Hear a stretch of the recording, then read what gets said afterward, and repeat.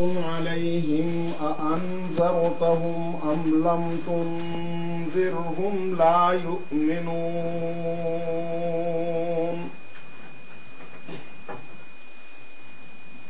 ختم الله على قلوبهم وعلى سمعهم وعلى أبصارهم غشاوة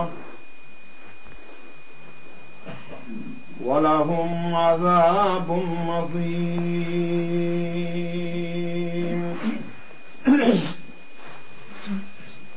وَمِنَ النَّاسِ مَن يَقُولُ آمَنَّا بِاللَّهِ وَبِالْيَوْمِ الْآخِرِ وَمَا هُمْ بِمُؤْمِنِينَ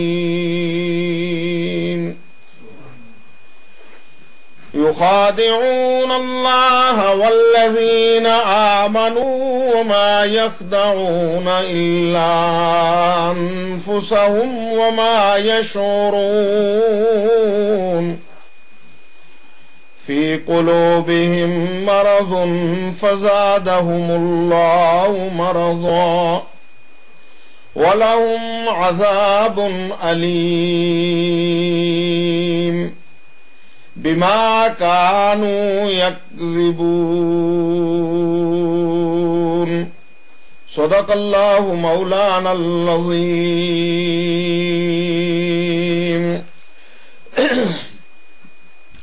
ہم نے قرآن مجید کا درس شروع کیا اور ابتدا میں آپ سے عرض کیا تھا کہ قرآن مجید اللہ کی وہ کتاب ہے کہ جس میں پورے کائنات کا خلاصہ اللہ تعالیٰ نے اس میں جمع کیا ہوا ہے۔ کاش کہ اگر ہم اس کو سمجھیں۔ حضرت عائشہ صدیقہ رضی اللہ تعالی عنہا سے ایک دفعہ صحابہ کرام رضوان اللہ علیہ مجمعین نے سوال کیا کہ حضور پاک صلی اللہ علیہ وسلم کی صفات بیان کریں، سیرت بیان کریں، مقام اور مرتبے کو بیان کریں۔ تو سیدہ عائشہ صدیقہ رضی اللہ تعالی عنہ نے جواب دیا کہ کیا تم نے اللہ کا قرآن نہیں پڑھا؟ مطلب یہ تھا کہ پورے کا پورا قرآن جو ہے وہ سرکار طیبہ کی سیرت ہے اور سرکار طیبہ کی زندگی ہے۔ ہم چونکہ اس سسٹم سے ذرا دور ہیں اور کئی چیزوں میں ہماری بڑی دلچسپی ہے، اس کی معلومات میں، اس کو سمجھنے میں بڑا انٹرسٹڈ رہتے ہیں، لیکن قرآن مجید کی طرف ہمارا دھیان نہیں جاتا۔ حالانکہ اگر آپ اس کی طرف جائیں تو جتنی معلومات اور جتنے خزانے اللہ تعالیٰ نے اس میں جمع کیے وہ آپ کو دنیا کی کسی کتاب میں نہیں ملیں گے۔ میں نے آپ سے عرض کیا تھا کہ قرآن مجید 30 پارے، یہ اللہ کا پورا کلام، اگر آپ اس کو 2 لفظوں کے اندر بیان کرنا چاہیں تو پورے قرآن کا خلاصہ جو ہے یہ سورۃ فاتحہ کے اندر ہے۔ اور میں نے اس کی تشریح آپ کے سامنے کی تھی کہ سورۃ فاتحہ میں اللہ تعالیٰ کہتے کیا ہے، اور یہ پورے کا پورا آگے جتنی تفصیل ہے اس اجمال کی، یہ ساری کی ساری تفصیلات اللہ تعالیٰ نے قرآن کے اندر بیان کر دی ہے۔ یعنی آپ یوں سمجھ لیں کہ سورۃ فاتحہ جو ہے یہ ایک قسم کا خلاصہ ہے پورے اس قرآن کا جو آگے آپ اللہ کا قرآن پڑھتے ہیں۔ آگے جو اللہ کا آپ قرآن پڑھیں گے تو وہ اس کے اندر کئی واقعات ہیں، کئی حالات ہیں، کئی خیالات ہیں، کئی باتیں اللہ نے بیان کی ہیں، لیکن اگر آپ اس کو اجمالی طور پر دیکھنا چاہیں تو وہ سارے کا سارا خلاصہ سورۃ فاتحہ کے اندر ہے۔ اسی لیے بار بار اس سورۃ فاتحہ کو ہم نماز کے اندر پڑھتے ہیں۔ آپ ذرا ایک بات پر تھوڑا سا غور کریں، بہت سی چیزیں ایسی ہیں کہ جن کو بار بار پڑھنے سے آدمی کا دل اکتا جاتا ہے، یار یہ روزانہ ہی پڑھتے رہتے ہیں، یہی پڑھتے رہتے ہیں، لیکن اللہ تعالیٰ نے کہا لا صلاۃ الا بفاتحۃ الکتاب، اس سورت کو اگر تم نہیں پڑھو گے تو نماز قبول ہی نہیں ہوتی۔ یہ قرآن کیا، یہ حدیث میں حضور نے لا صلاۃ الا بفاتحۃ الکتاب، اس فاتحہ کے بغیر نماز ہوتی ہی نہیں، اس لیے کہ یہ پورے قرآن کا خلاصہ ہے۔ جو کچھ آپ مدعا مقصد بیان کرنا چاہتے ہیں وہ سارے کا سارا اللہ تعالیٰ نے اس صورت کے اندر بیان کر دیا۔ اور میں نے اس کی بڑی ڈیٹیل میں آپ کو کہ کس انداز میں بندہ اللہ کی تعریف کرتا ہے، बड़ाइयां बयान करता है, बुजुर्गियां शानें बयान करता है, और उसके बाद ये सारी शान अल्लाह की बयान करने के बाद अल्लाह ताला से अहद करता है, रब्बे कायनात इय्याका नअबुदु व इय्याका नस्तईन, हम तेरी इबादत करते हैं और तुझ ही से मदद मांगते हैं। तेरे बगैर किसी के दर पर नहीं झुकते, तेरे अलावा किसी से कुछ नहीं मांगते। कट जाएंगे, मर जाएंगे, टूट जाएंगे, जो कुछ होना हो जाए, लेकिन तेरा घर नहीं छोड़ेंगे, तेरा दर नहीं छोड़ेंगे। जब आदमी का ये ईमान और अकीदा बन जाता है तो उसका कुछ नहीं बिगड़ता। जब आदमी के दिल में वो ख्याल, उसके जाऊं, उसके जाकर वहां कब्र है, वहां दर है, वहां फलां है, वहां दरख्त है, वहां शेर है, वहां रीछ है, वहां फलां है, उसके सामने जाकर मांगूंगा, वो देगा, ये देगा, तो कहीं से कुछ नहीं मिलता।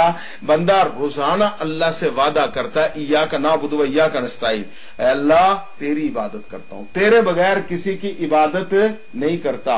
व इय्याका नस्तईन, कुछ भी हो जाए मदद तुझसे मांगूंगा, चाहे जितने भी हालात खराब हो जाए मदद तुझसे। अल्लाह ने कहा मुझसे तुमने वादा तो कर लिया मदद मांगने का, मांगो, क्या मांगते हो? तो बंदे ने मांगा इहदिनस सिरातल मुस्तकीम, कहा ना मदद तुझसे मांगेंगे। अल्लाह क्या मांगते हो? मांगो। कहा इहदिनस सिरातल मुस्तकीम, अल्लाह सीधे रास्ते पर चला। रास्ता उन लोगों का जिन पर तूने इनाम किया, नबियों, सिद्दीकीन, शुहदा, सालिहीन, अनअमल्लाहु अलैहिम मिनन नबिय्यीन व सिद्दीकीन व शुहदा व सालिहीन, उनके रास्ते पर चला। अंबिया के रास्ते पर चला, सुलहात किया, अबरार के रास्ते पर चला, गैरिल मगदूबि अलैहिम वलद्दाल्लीन, और यहूद और नसारा के रास्तों पर जो गुमराह हो गए, जिन पर अल्लाह का गज़ब, उनके रास्तों पर न चलाना। ये पूरा खुलासा है। जब हमने हिदायत की दुआ मांगी तो अल्लाह ताला ने कहा, जिस हिदायत की तुमने मुझसे तलब की है, लो ये हिदायत का पैगाम तुम्हें देता हूं, अलिफ लाम मीम ज़ालिकल किताबु ला रैब फीह, ये हिदायत का पैगाम मैं तुझे देता हूं, अलिफ लाम मीम ज़ालिकल किताब, ये हिदायत का पैगाम है, ये मैं तुम्हें दे रहा हूं। ज़ालिकल किताब, ये है वो किताब, ला रैब फीह, जिसमें कोई शक को शुबा नहीं, जिसके बुनियादों के अंदर, जब आदमी आप किसी चीज को पढ़ते हैं ना, आदमी डाउट में हो तो आदमी का ईमान मजबूत नहीं होता, आदमी ईमान में कमजोर होता है। लेकिन आदमी को यकीन कामिल हो तो फिर उसके बाद उसके एक हरफ का असर उसके दिलो दिमाग पर बैठता है। अल्लाह ने पहले ही दावा कर दिया कि जो आदमी शक शुबा करेगा मेरी किताब को ना पढ़े, जिसके आदमी के दिल के अंदर ख्यालात होंगे उल्टे सीधे, इधर उधर की बातें छोड़े, वो अपना जाए जिधर जाता है चला जाए। मेरी किताब ऐसी किताब है जिसको मैंने खुद नाजिल किया, ये मेरी तरफ से आई है। नज़ल अल्लाह ताला की तरफ से नाजिल, नुज़िल अला मुहम्मद, अल्लाह की तरफ से हुजूर पाक सल्लल्लाहु अलैहि वसल्लम के ऊपर नाजिल हुई है किताब। इसमें कोई ऐसे नहीं अल्फाज कि किसी ने बीच में कुछ मिलाया हो, कोई ऊपर से आया हो, कोई नीचे से आया हो, नो, ये सिर्फ और सिर्फ अल्लाह की किताब है। ला रैब फीह हुदल लिल मुत्तकीन, फरमाया कि ये इतनी गैरतमंद किताब है, इतनी जबरदस्त किताब है कि ये बेतलबों को नहीं मिलती, तलब करने वालों को मिलती है। हुदल लिल मुत्तकीन, ये हिदायत का पैगाम है मुत्तकियों के लिए। मैंने आपसे अर्ज किया था कि सवाल होता है कि हिदायत तो जो गुमराह है उनके लिए होनी चाहिए। यहां अल्लाह कहता है मुत्तकी तो ऑलरेडी हिदायत याफ्ता है, लेकिन अल्लाह ताला फरमाते हैं जो हिदायत के तलबगार हैं, जो मांगते हैं हिदायत, जो अकड़े हुए हैं, अल्लाह कहता है जाओ। ये जनाब पूरा खुलासा बयान हुआ। अब आप जरा एक बात को समझने की कोशिश करें। अब हमने हिदायत मांगी अल्लाह से, अल्लाह ने हिदायत की किताब हमको दे दी। इसकी ये 20 आयात, कितनी आयात? यहां सूरत बकरा से 20 आयात शुरू होती हैं और ये जाकर खत्म होती हैं इसके दूसरे रुकू पर, इन्नल्लाह अला कुल्ली शैइन कदीर, या अय्युहन्नासु उबुदू तक।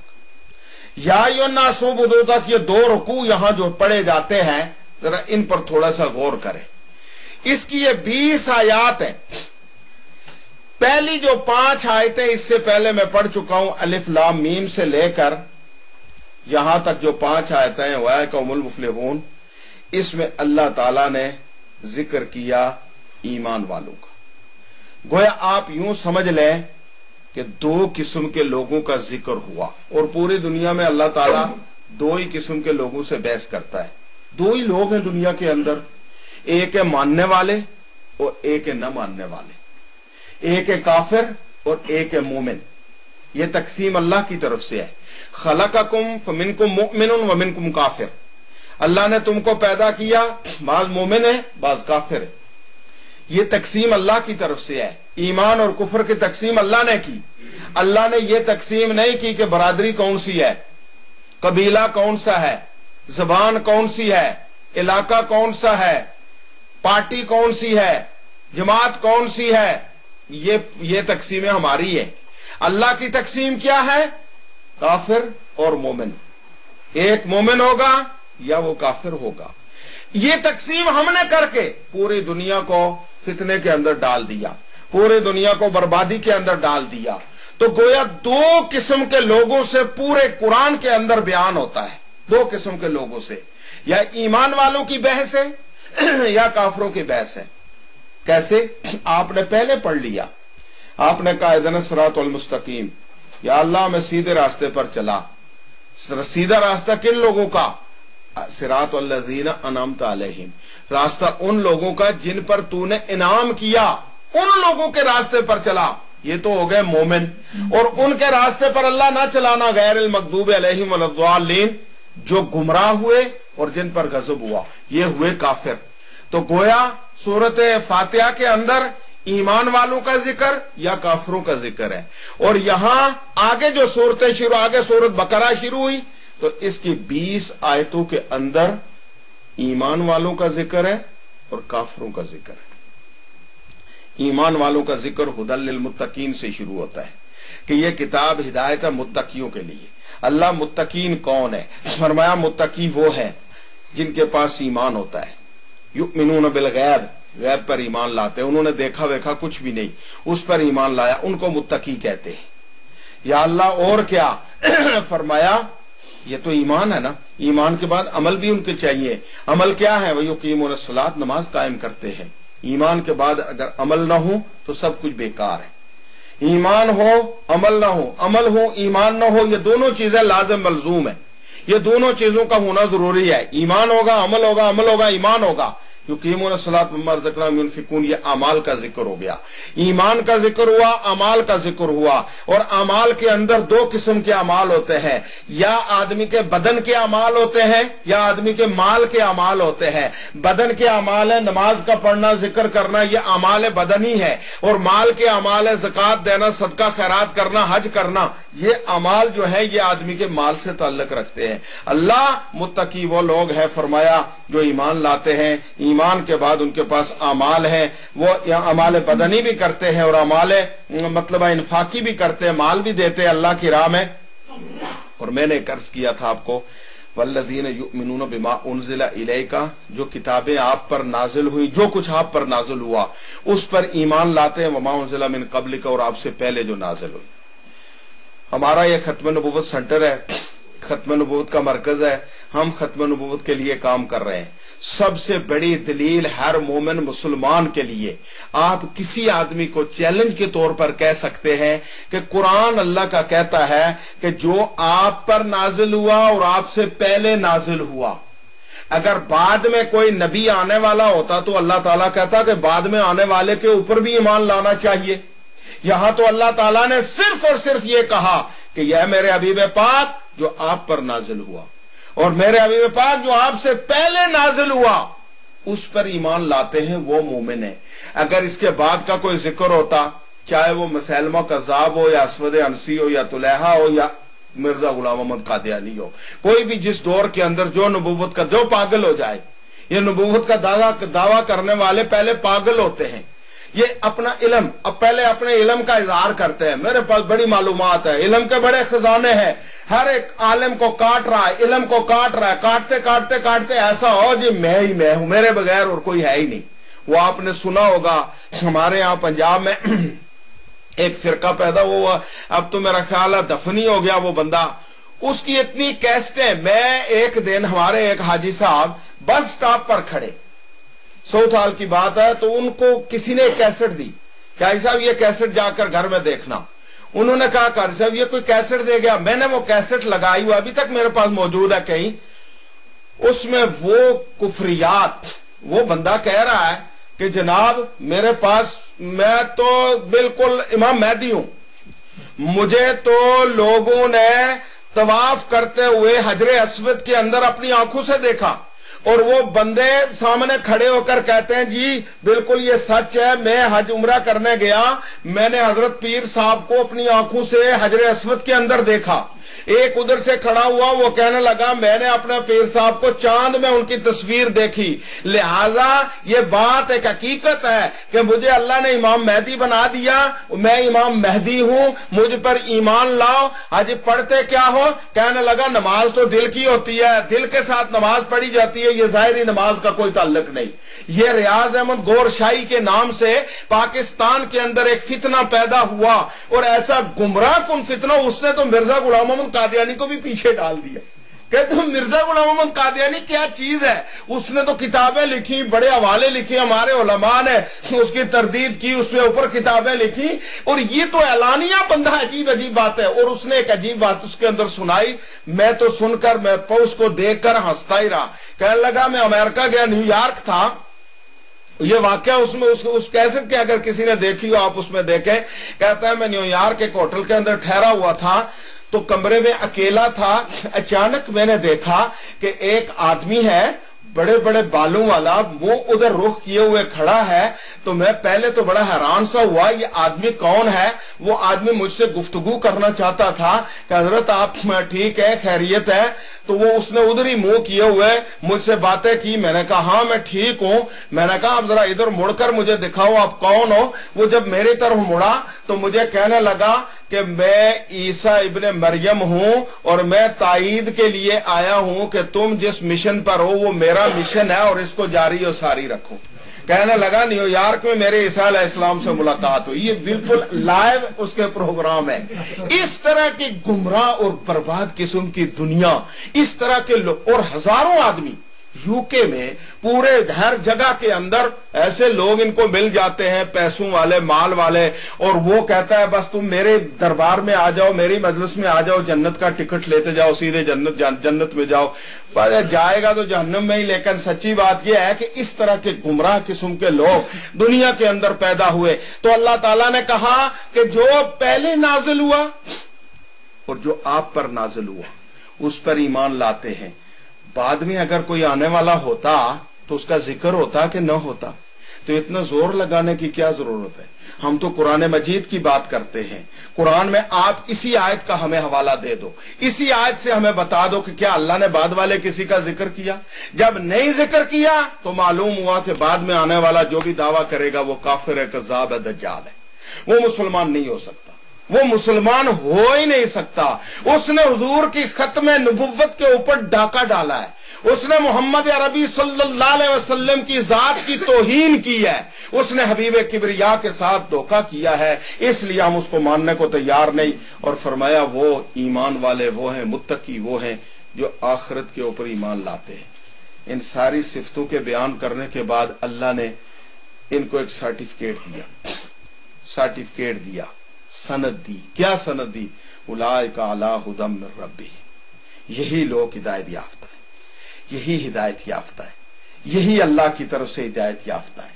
اور اولئک ھم المفلحون، اور قیامت میں کامیاب ہونے والے بھی یہی لوگ ہیں، کامیاب ہونے والے بھی یہی لوگ۔ یہ تو ہوئے جی پکے مومن۔ آگے پکے کافروں کا ذکر ہے۔ کافروں کا ذکر ہے۔ کافروں میں دو قسمیں ہیں، ایک وہ کافر ہیں جو اعلانیہ پکے کافر ہیں، اور ایک وہ کافر ہیں جنہوں نے دل کے اندر تو کفر کو رکھا ہوا ہے اور ظاہر سے اسلام کو رکھا ہوا ہے، جن کو منافق کہتے ہیں۔ وہ بھی کافروں کی قسم ہے۔ منافق دو قسم کا ہوتا ہے۔ وہ جو منافق کا ہمارے یہاں ایک اصطلاح مشہور ہے، منافق دو قسم کے ہوتے ہیں۔ ایک منافق ہوتا ہے اعتقادی منافق، اور ایک منافق ہوتا ہے عملی منافق۔ اعتقادی منافق، یہ جو حضور کے زمانے میں جو منافق تھے نا، اعتقادی منافق تھے، یہ اندر سے نہیں مانتے تھے، باہر سے تسبیح بھی ساتھ تھی، ذکر بھی، مجلس محفل آنا جانا سارے کام کرتے تھے، سب کچھ تھا، حضور کی مجلس میں بیٹھتے تھے، لیکن دل سے نہیں مانتے تھے، نہیں مانتے، اس نبی کو نہیں مانتے۔ یہ اعتقادی کافر منافق تھے۔ آج دنیا میں حضور نے جو فرمایا، آیت المنافق ثلاث، منافق کی تین علامتیں ہیں، اذا حدث کذب، جب بات کرتا ہے تو جھوٹ بولتا ہے، واذا وعد اخلف، جب وعدہ کرتا ہے تو وعدہ خلافی کرتا ہے، واذا اؤتمن خان، اور جب اس کے پاس امانت رکھی جاتی ہے تو بددیانتی کرتا ہے۔ یہ تین علامتیں منافق کی عام یوزل ماحول کے اندر پائی جاتی، ادھر کی ادھر لگائی، ادھر کی ادھر لگائی، دل میں کچھ رکھا، زبان سے کچھ کیا، یہ بھی منافق ہے، لیکن یہ عملی منافق ہے، یہ عمل کا منافق ہے، یہ بھی اللہ کا بڑا مجرم ہے۔ لیکن یہ جو منافق ہے جو قرآن کے اندر ذکر ہوئے، ایمان کے ساتھ کفار کا ذکر ہوا، اور کافروں کے اندر دو قسمیں بیان کر دی، ایک تو پکے کافر اور ایک دو نمبر جو دوسرے قسم کے کافر ہیں، جو عملی، جو اعتقادی کافر ہیں، جو اعتقاد کفر کا رکھتے تھے اور زبان سے کہتے تھے اور دل سے مانتے نہیں تھے، یہ کافر۔ اسی لیے ایمان کی صفتوں کے اندر، آپ نے ایمان کی صفتیں تو یاد کی ہی ہوں گی، ہر ایک کو میرا خیال ہے صفت ایمان تو ہر مسلمان مومن کو، ہمارے یہاں بچے جب آتے ہیں مسجد میں تو سب سے پہلے ان کو صفت ایمان سکھائی جاتی ہیں نماز کے سبق کے ساتھ۔ آمنت باللہ کما ہوا باسمائہ و صفاتہ و قبلت جمیع احکامہ اقرار باللسان و تصدیق بالقلب۔ کہتے ہیں کہ نہیں کہتے؟ آمنت باللہ کما ہوا باسمائہ، ہم اللہ پر ایمان لاتے ہیں جیسے اس کے نام ہے، جیسے اس کی صفتیں ہیں، جیسے اس کی تعریف ہے۔ کما ہوا باسمائی و صفات ہی، جیسے اس کی صفتیں ہیں، جیسے اس کی شان ہے، قدیر ہے، غفور ہے، رحیم ہے، سمیع ہے، بصیر ہے، جو بھی اس کی صفتیں ان پر ہمارا منوان ایمان ہے۔ و صفاتی و قبلت جمیع احکام ہی، اس کے ہر حکم کو ہم نے قبول کر لیا۔ وہ قبلت، ہم نے قبول کر لیا، جمیع احکام ہی، اس کے سارے احکامات کو۔ وہ قبلت جمیع، یہ نہیں کہ بعض لے لیے جو مطلب کے تھے وہ لے لیے، جو مطلب کے نہیں تھے۔ شراب، او جی بس یہ ہے تو وہ ہے، کاروبار شراب کا کر رہا ہے اور جناب اس کے لیے حوالے قرآن سے ڈھونڈ رہا ہے، بزنس حرام کی کر رہا ہے اور کاروبار جناب حوالے قرآن سے ڈھونڈ رہا ہے، یعنی اپنے مطلب کے لیے اس نے اپنے آپ اندر سے حوالے لینے شروع کر دیے۔ نہ، قبلت جمیع احکامی، اس نے تمام اللہ کے احکامات کو قبول کیا۔ وہ قبلت جمیع احکامی، اور یہ جو قبول کیا یہ کیسے کیا؟ دو چیزوں کے ساتھ، یہ ضروری ہے۔ اقرار باللسان، اقرار باللسان، زبان سے اقرار کرنا، و تصدیق بالقلب، اور دل کے ساتھ تصدیق کرنا۔ تو معلوم یہ ہوا کہ ایک آدمی زبان سے اقرار کرے اور دل سے تصدیق نہ کرے، وہ کون ہے؟ منافق۔ ٹھیک ہے کہ نہیں؟ زبان سے اقرار کرے اور دل سے نہ مانے، وہ منافق۔ اور ایک آدمی کہتا ہے میں دل سے مانتا ہوں زبان سے نہیں مانتا، وہ بھی مومن نہیں، دل میں ہے۔ ہاں جی، ہم دل کی نماز پڑھتے ہیں، ہم دل کی نماز پڑھتے ہیں جی، یہ آپ کی نمازیں ظاہری نمازیں، ہماری تو دل کی نماز، ہم ہر وقت مکہ میں بیٹھے رہتے ہیں، ہم تو ہر وقت خانہ کعبہ میں ہوتے ہیں جی۔ آپ نماز مسجد میں جا کر ہم خانہ کعبہ میں پڑھتے ہیں۔ یہ اس طرح کے بھی لوگ، جیسے اس گور شاہی کا میں نے آپ کو بتایا، وہ صاحب کہتا ہے نماز، وہ جی یہ کیا نمازیں، دل حاضر ہی نہیں ہوتا، چلتا ہی نہیں ہے جی، ہم تو جہاں مکہ میں ہوتے ہر وقت بیٹھے ہوئے بس سوچ رہے ہیں۔ یہ کیا اسلام ہے؟ یہ اسلام نہیں، اسلام ایک سچائی اور حقیقت کا نام ہے۔ اسلام محمد عربی صلی اللہ علیہ وسلم کی تعلیمات کا نام ہے، اسلام اللہ کے احکامات کا نام ہے۔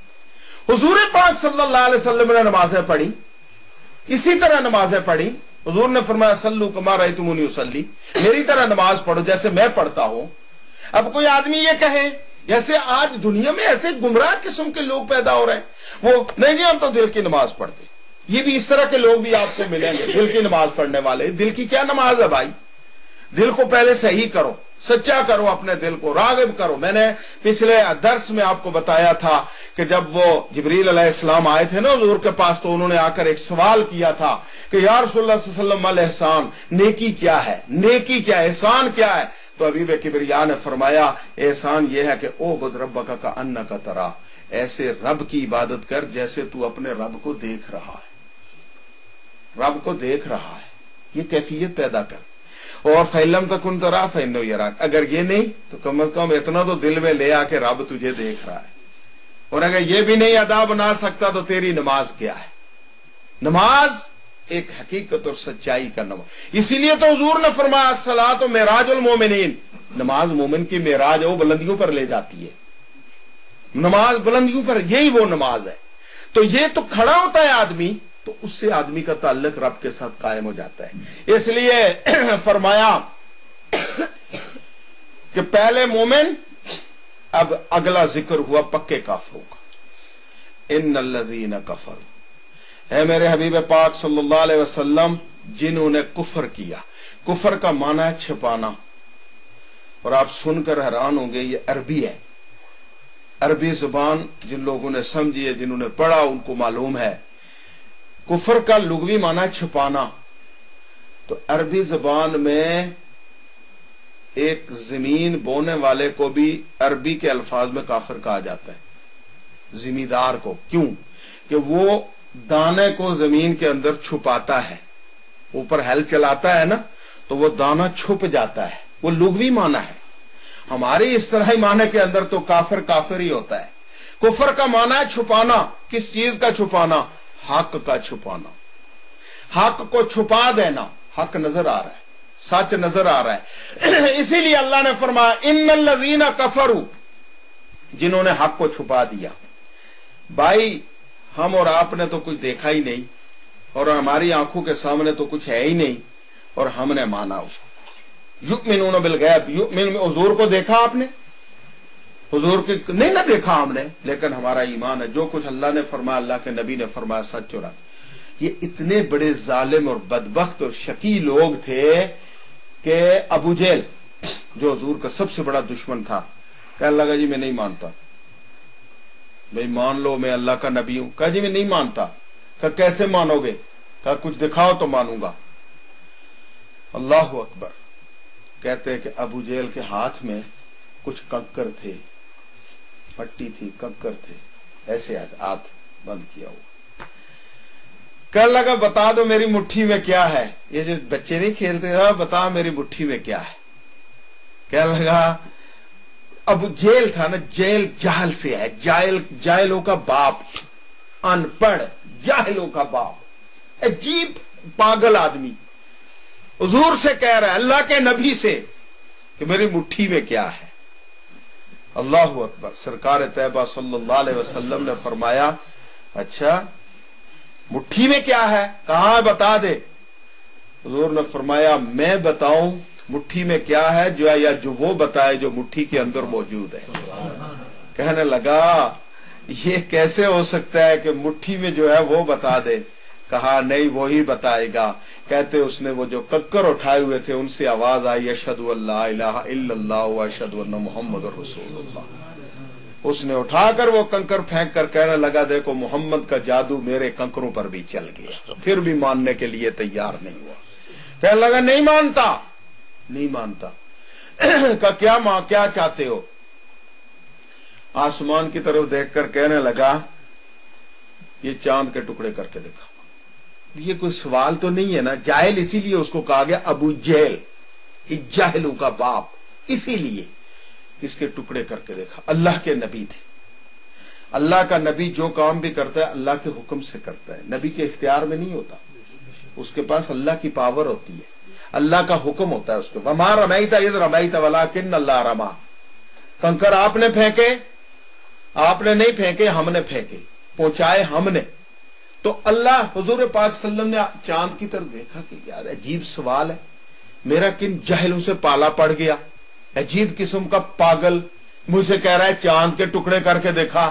سرکار طیبہ نے اپنے رب کائنات سے عرض کی اللہ اگر اس وجہ سے یہ مومن ہوتا ہے تو رب اپنی قدرت کا کرشمہ دکھا. حضور نے اپنی انگلی سے چاند کو یوں اشارہ کیا، چاند کے دو ٹکڑے ہو کر جناب زمین پر آ گیا. کہنے لگا نہیں مانتا، تیرا جادو پہلے زمین پر چلتا تھا اب آسمانوں پر چل پڑا. اسی لیے رب کائنات نے فرمایا میرے حبیب پاک ان الذین کفروا، جنہوں نے حق کو چھپایا، سواء علیہم انذرتہم ام لم تنذرہم، ان کے لیے برابر ہے آپ ان کو ڈرائیں یا نہ ڈرائیں، میں رب دلوں کے حال کو جانتا ہوں. لا یؤمنون، یہ ایمان لانے والے نہیں ہیں، یہ ایمان لانے والے نہیں ہیں، میں اس کو جانتا ہوں.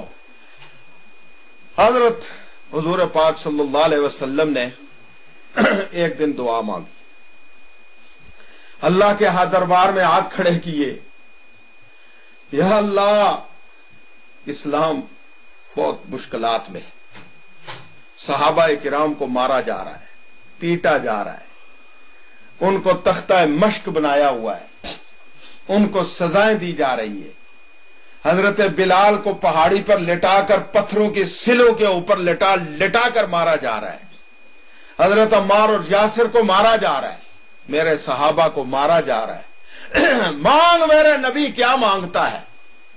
تو حبیب کبریا نے اللہ کے دربار میں ہاتھ بلند کیا، حضور نے فرمایا اللہم اعز الاسلام بعمرین، اے اللہ تعالیٰ اسلام کو عزت دے، اسلام کو قوت دے دو عمر میں سے ایک عمر کی وجہ سے، یا عمر بن شام کو اللہ ہدایت دے دے یا عمر بن خطاب کو ہدایت دے دے۔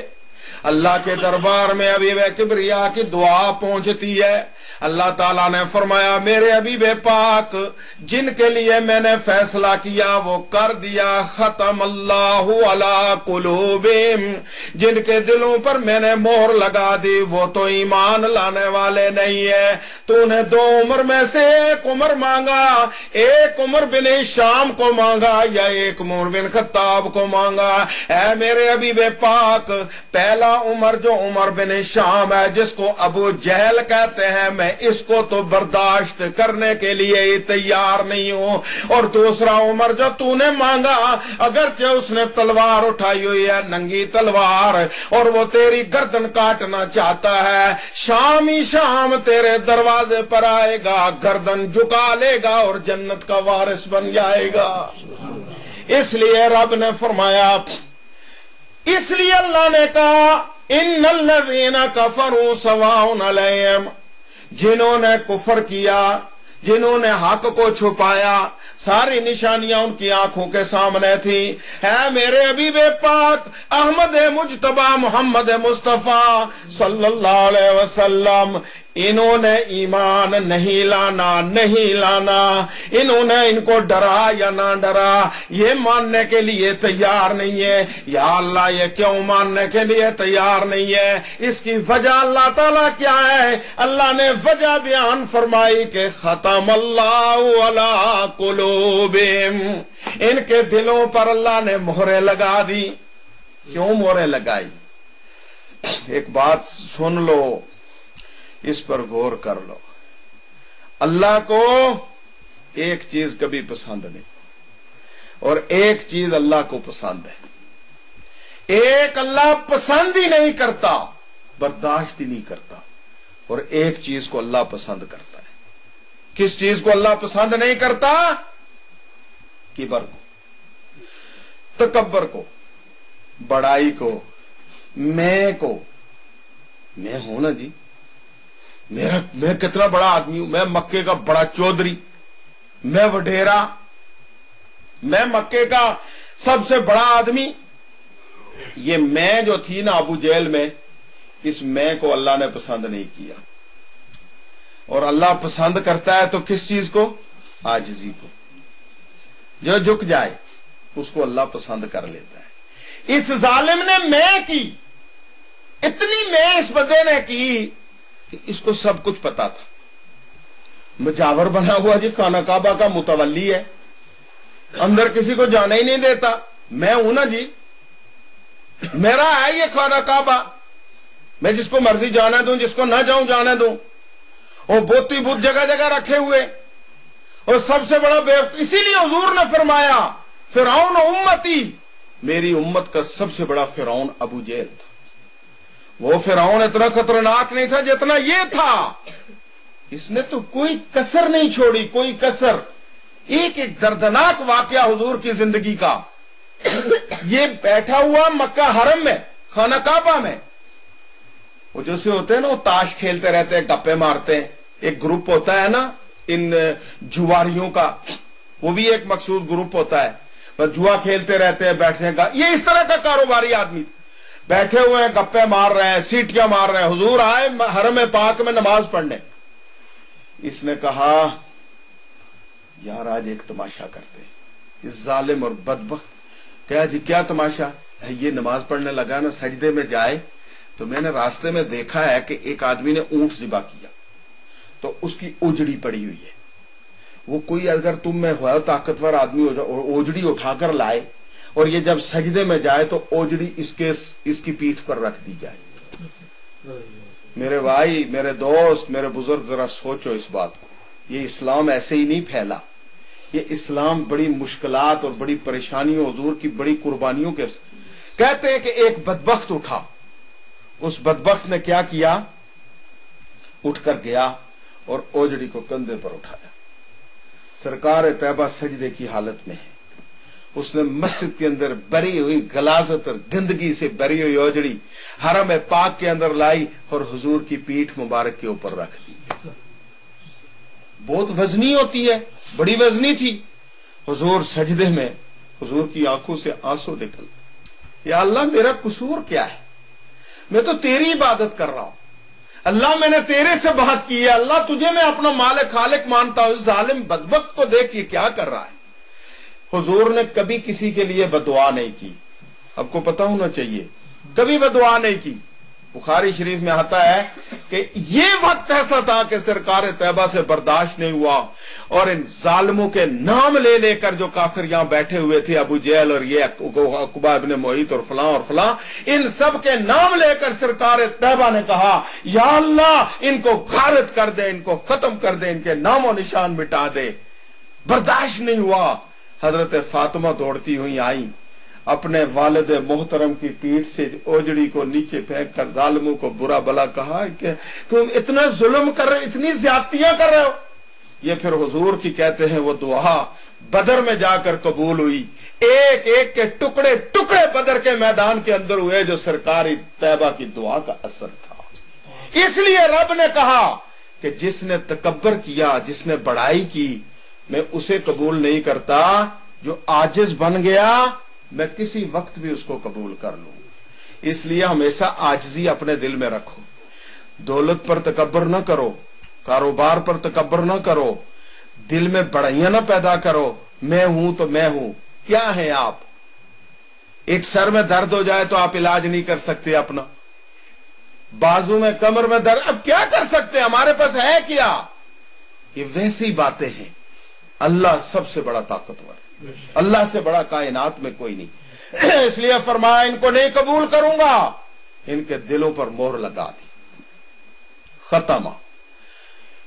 آپ کو ایک چیز کا علم ہونا چاہیے، پہلے زمانے میں اور آج بھی لفافہ بند کر کے ایک مہر لگائی جاتی ہے، اس پر وہ لگاتے تھے نا، وہ لاکھ سی لگا کر مہر، اس کا معنی یہ ہوتا تھا کہ یہ مور وہی کھولے گا جس کا یہ منی آرڈر ہے یا جس کا یہ خط ہے،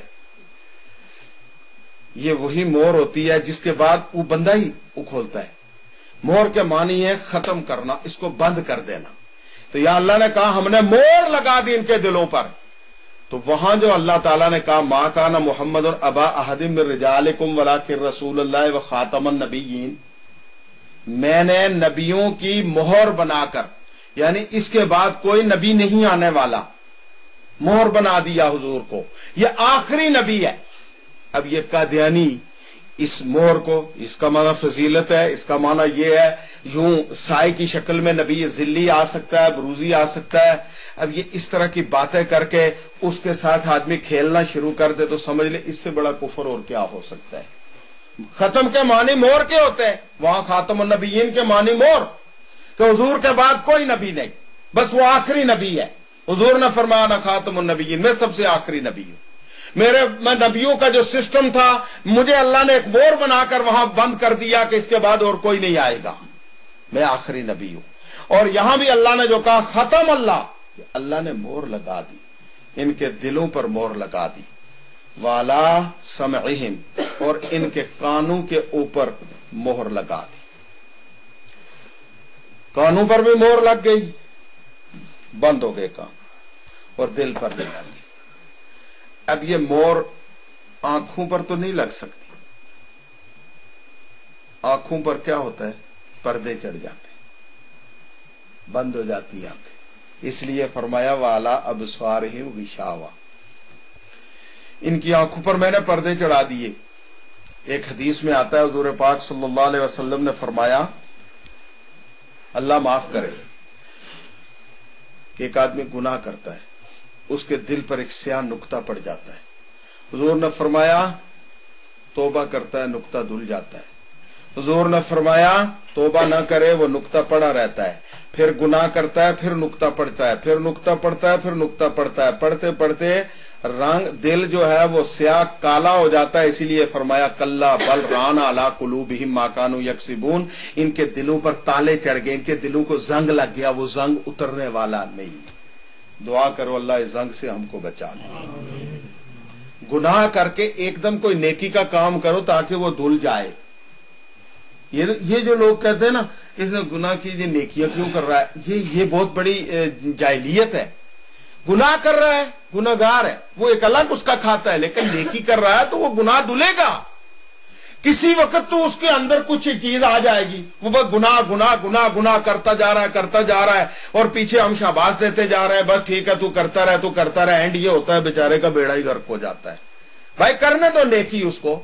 ایک آدمی نماز پڑھتا ہے، حضور نے فرمایا ایک آدمی نماز پڑھتا تھا چوری بھی کرتا تھا، فرمایا قرآن کہتا ہے ان الصلاۃ تنہی عن الفحشاء والمنکر، نماز تو روکتی ہے برائی اور بیٹا آپ ذرا سیدھے بیٹھو، نماز تو روکتی ہے برائی اور بدکاری سے، اور یہ چوری بھی کرتا ہے۔ حضور کے پاس یہ شکایت آئی، سرکار طیبہ نے فرمایا نماز میں یہ پاور ہے، ایک دن آئے گا کہ نماز اس کو برائی سے چھڑا دے گی۔ ہے نماز کے اندر پاور، نماز جب نماز بنے گی تو یہ ٹوٹ جائے گا، لیکن اس کو روکو نہیں، پڑھنے دو، اس کو پڑھنے دو۔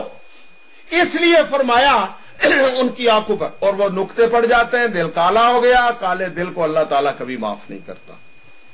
والا ابصارہم غشاوہ ومن الناس من یقول، یہ 2 آیتیں تو پکے کافروں کے لیے، 13 آیتیں جو ہیں وہ منافقوں کے لیے۔ کتنی آیتیں منافقوں کے لیے؟ 13 آیتیں۔ تو معنی یہ ہوا کہ پورے اسلام کا خلاصہ جو سورت فاتحہ کے اندر بیان ہوا، وہ سارے کا سارا خلاصہ سورت بقرہ کے ان 2 رکوع کے اندر بیان ہو گیا۔ پہلی 5 آیتیں پکے مومنوں کے لیے، اس کے بعد 2 آیتیں جو ہیں پکے کافروں کے لیے، اور 13 آیتیں منافقوں کے لیے۔ منافقوں کی صفتیں اللہ نے بیان کی ہے۔ میرے حبیب پاک آپ کے پاس آئیں گے لوگ، مجلس میں ہوں گے، بیٹھیں گے، باتیں کریں گے، بعض ایسے آئیں گے من یقول آمنا باللہ، کہیں گے جی ہم نے اللہ پر ایمان لایا، وبالیوم الآخر، اور ہمارا آخرت پر بھی ایمان ہے، لیکن میں دلوں کے راز اور بید جاننے والا ہوں، وما ہم بمومنین، میں کہتا ہوں یہ مومن نہیں، ان کے دل میرے سامنے ہیں، انہ علیم بذات الصدور، میں سینے کے راز جانتا ہوں، مجھے پتا ہے یہ اندر کیا چھپائے بیٹھے ہیں، میں بتاؤں گا آپ کو یہ کون ہے، یہ منافق ہے۔ میں ایک بات پیچھے اس کو شارٹلی عرض کر دیتا ہوں، پھر آگے انشاءاللہ درس کے اندر وہ آ جائے گی تفصیل اس کی۔ ایک سوال پیدا ہوتا ہے کفروا سواء علیہم انذرتہم، کہ جنہوں نے کفر کیا ان کے لیے برابر ہے کہ چاہے وہ مانو نہ مانو، وہ نہیں مانیں گے۔ سوال یہ پیدا ہوتا ہے کہ جب آدمی کے مقدر کے اندر یہ لکھ دیا گیا کہ یہ کافر ہے اور لکھ دیا گیا یہ مومن ہے، تو وہاں بندے کا کیا قصور ہے؟ جب ایک آدمی کے لیے لکھ دیا کہ یہ کافر ہے، ایک آدمی کے لیے لکھ دیا یہ مومن ہے، تو وہاں بندے کا کیا قصور ہے؟ آپ حضرات کے علم میں یہ بات ہونی چاہیے۔ ہم مسلمان ہیں، ہمارا تعلق اہل سنت والجماعت کے ساتھ ہے۔ یہ فرقے بڑے پرانے ہیں جنہوں نے اپنے عقائد بنائے۔ ایک فرقہ ایسا پیدا ہوا جنہوں نے یہ کہا کہ انسان مجبور محض ہے، انسان کے بس میں کچھ بھی نہیں، جو کچھ ہوتا ہے اللہ کی طرف سے ہوتا ہے، گویا اس کی کوئی گرفت نہیں، اس سے کوئی نہیں پوچھا جائے گا، وہ بالکل بے بس ہے۔ اور ایک فرقہ وہ پیدا ہوا جنہوں نے یہ کہا کہ انسان مختار کل ہے، ہر چیز کا اختیار انسان کے پاس ہے۔ ایک نے کہا انسان کے پاس کچھ بھی نہیں، اور دوسرے نے کہا انسان ہر چیز میں پاورفل ہے. یہ دو قسم کے لوگ پیدا ہوئے. پہلا جو فرقہ تھا ان کا نام ہوا جبریہ اور دوسرا فرقہ ان کا نام ہوا قدریہ. یہ دونوں گمراہ فرقے کسی دور میں پیدا ہوئے اور آج بھی ان کے ماننے والے دنیا میں موجود ہیں. ان کے درمیان میں ایک جماعت ایسی آئی جنہوں نے یہ کہا کہ انسان مجبور بھی ہے اور انسان مختار بھی ہے. کسی چیز کے اندر انسان مجبور ہے اور کسی چیز میں انسان مختار ہے اور یہ دنیا کے عام قانون میں بھی بات ہے. میں مثال آپ کو دوں. قتل کا کیس ایک آدمی کا چل رہا ہے عدالت میں. قتل کا کیس. ایک آدمی جس نے قتل کیا وہ کہتا ہے کہ جج صاحب مجھے سزا نہیں ملنی چاہیے. میں نے قتل ضرور مجھ سے ہوا لیکن سزا نہیں مل. بھائی کیوں؟ جج صاحب اس کے مقدر میں قتل لکھا ہوا تھا. اس کے مقدر میں قتل لکھا ہوا تھا. یعنی آپ ذرا تھوڑا سا اس کو لے جائیں اپنے دماغ میں. یعنی اس کے مقدر میں قتل تھا تو میرا کیا قصور ہے؟ تو دنیا کی کوئی عدالت یہ بات اس کی ماننے کو تیار نہیں. عدالت یہ کہے گی کہ تو اپنے فعل کا مختار تھا, تو گولی نہ چلاتا تو یہ قتل نہ ہوتا. تو نے گولی چلانے کا اختیار تیرے پاس تھا. قتل ضرور ہو گیا لیکن گولی کا اختیار تیرے پاس تھا, اس لیے تو اس اپنے معاملے کے اندر کار مختار تھا. اس کار مختار ہونے کی وجہ سے تجھ کو سزا ملے گی. تو اس کو تجھے اسی سے ورنہ تو دنیا کا نظام ہی ختم ہو جائے بھائی. اس لیے جنہوں نے یہ کہا وہ بھی غلط, جنہوں نے یہ کہا وہ بھی غلط. درمیان میں ایک جماعت آئی جن کو کہتے ہیں اہل سنت والجماعت, جو یہ کہتے ہیں کہ انسان مختار بھی ہے اور انسان مجبور بھی ہے. اور کسی نے یہی مثال کہتے ہیں حضرت علی رضی اللہ تعالی عنہ سے پوچھی کہ اس کی کیا مثال ہے, مختار بھی ہے مجبور بھی ہے, یہ کیا ہے, اس کی کوئی دلیل آپ دیں. تو حضرت علی مرتضیٰ نے اپنے علم سے اس کو سمجھانے کے لیے کہا اس کی سمجھ نہیں آ رہی تمہیں, نہیں آ رہی. کہا ایک پاؤں اوپر اٹھاؤ. اس نے ایک پیر اوپر اٹھا لیا. کہنے لگا دوسرا بھی اٹھاؤ, دوسرا بھی اٹھاؤ. کہنے لگا جی دوسرا تو نہیں اٹھ رہا. کہا جو اٹھا سکتے تھے وہ تو مختار تھے تم, اور جو نہیں اٹھا سکتے وہاں مجبور. تو یہ انسان مجبور بھی ہے مختار بھی ہے. اس لیے اس جگہ سے یہ کوئی دلیل پکڑے جی کہ جن کو کفر کی موریں لگ گئی ان کا کیا قصور ہے. نہیں, یہ کفر کی مور کیوں لگی؟ وہ جو حدیث حضور نے میں نے آپ کے سامنے پڑھی کہ وہ زنگ لگتے لگتے دل کالا ہو گیا اور کالا دل کالا ہی ہو گیا. انہوں نے کفر انہوں نے دیکھا, انہوں نے اس چیز کو ایکسپٹ ہی نہیں کیا, انہوں نے اس کو قبول ہی نہیں کیا, انہوں نے اس کو مانا ہی نہیں. نہ ماننے کی وجہ سے اللہ نے ان کو قبول نہیں کیا. اور دوسرے جو ان کے لیے اللہ نے کہا کہ یہ جو بیچ میں کچھ لوگ آپ کے بیٹھے ہیں, میں یہ کہتے ہیں جی ہمارا آخرت پر بھی ایمان ہے, ہمارا آپ پر بھی ایمان ہے, اللہ پر بھی, اللہ کے رسول پر.